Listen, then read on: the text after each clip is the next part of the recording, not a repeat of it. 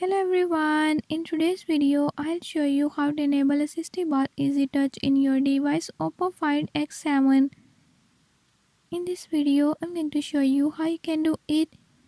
Before I start, if you are new to my channel, don't forget to subscribe and hit the bell icon. Watch complete video and learn how you can do it. Let's watch the video.